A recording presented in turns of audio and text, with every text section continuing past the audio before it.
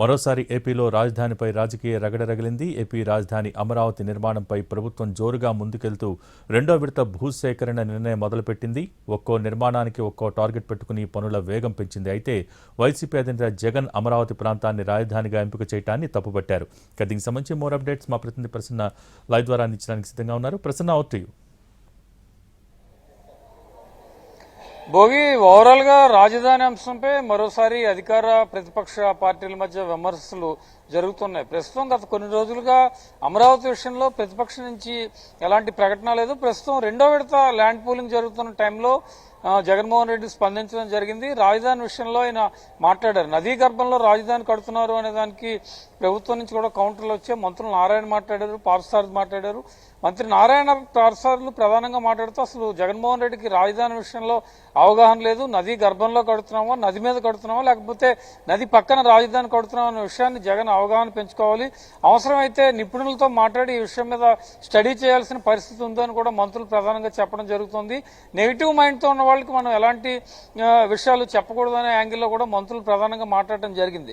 ఎందుకంటే గతంలో రాజధానికి సంబంధించి ప్రధానంగా అమరావతి రాజధాని విషయంలో విపరీతమైన చర్చ జరిగింది. 3 రాజధానులు ఏర్పాటు చేస్తామని గతంలోనూ వైసీపీ ప్రభుత్వం చెప్పడం, తర్వాత కూటమి ప్రభుత్వం వచ్చిన తర్వాత అమరావతి రాజధాని నిర్మాణ పనులు ప్రారంభమవటం ఇవన్నీ జరుగుతూ ఉన్నాయి. ఇలాంటి టైంలో రెండో విడత ల్యాండ్ పూలింగ్ కూడా ప్రభుత్వం వెళ్తున్న పరిస్థితుల్లో జగన్మోహన్ రెడ్డి చేసిన వ్యాఖ్యలు కీలకంగా మారే. వీటికి ప్రభుత్వం నుంచి కూడా కౌంటరు అదే స్థాయిలో వచ్చిన పరిస్థితి అయితే ప్రస్తుతం మనకు కనిపిస్తుంది. రాజధాని మీద అవగాహన పెంచుకోవాలి. సీఎం ఎక్కడ ఉంటే అక్కడే రాజధాని అని జగన్ ఏ రకంగా చెప్తారు. ఒక ప్రభుత్వం కానీ ఒక సంస్థ కానీ ఒక చోట ఉండాలంటే దానికి పర్టికులర్ గా ఒక ప్లేస్ ఉండాలి. అలాంటి ప్లేసే రాజధాని ప్రాంతం. అలా కాకుండా సీఎం ఎక్కడుంటే అక్కడే రాజధాని అని చెప్పడం కూడా అసందర్భాన్ని మంత్రులు వ్యాఖ్యానించడం జరుగుతుంది. ఓవరాల్ గా రాజధాని అంశం మీద మళ్లీ మరోసారి చర్చ కానీ రచ్చ కానీ మొదలైందని మనం చెప్పుకోవచ్చు. ఎందుకంటే ఇప్పటికే నీటి కేటాయింపులకు సంబంధించి 2 రాష్ట్రాల మధ్య వివాదాలు, లేకపోతే తెలుగు రాష్ట్రాల్లోనూ విమర్శలు ప్రతి విమర్శలు జరుగుతున్నాయి. ఏపీలో కూడా అదే ఉంది. ఇలాంటి టైంలో జగన్మోహన్ రెడ్డి మళ్లీ రాజధాని మీద కీలక వ్యాఖ్యలు చేయడం, దాని మీద మంత్రులు మాట్లాడటం కూడా చర్చనీయాంశంగా మారుతున్న పరిస్థితి ఏర్పడుతుంది. మరోవైపు రైతుల్లో కొంత అసంతృప్తి అక్కడక్కడ కనిపిస్తున్న టైంలో జగన్మోహన్ రెడ్డి వ్యాఖ్యలు నదీ గర్భంలో రాజధాని నిర్మాణం చేస్తున్నారు, ప్రస్తుతం ఇది అవసరమా? దాంతోపాటు దగ్గర 50,000 ఎకరాలు భూ సమీకరణ చేస్తూనే ఉన్నారు. ఎకరానికి 2 లక్షలు వేసుకున్న మొత్తం 1,00,000 కోట్లకు పైగా ప్రధానంగా ఈ పరిస్థితి ఉంటుంది. కాబట్టి ఈ విషయంలో కూడా దృష్టిలో పెట్టుకోవాలి.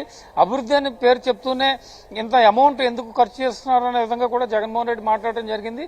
దానికి కూడా సెల్ఫ్ సస్టైన్డ్ క్యాపిటల్ ఇది. రాజధానికి కావాల్సిన నిధులు రాజధాని భూముల నుంచి వస్తాయనే యాంగిల్లో కూడా ప్రభుత్వం చెప్తోంది.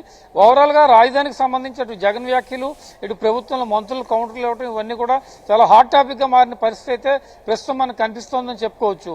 Bhogi. Okay, thank you Prasanna.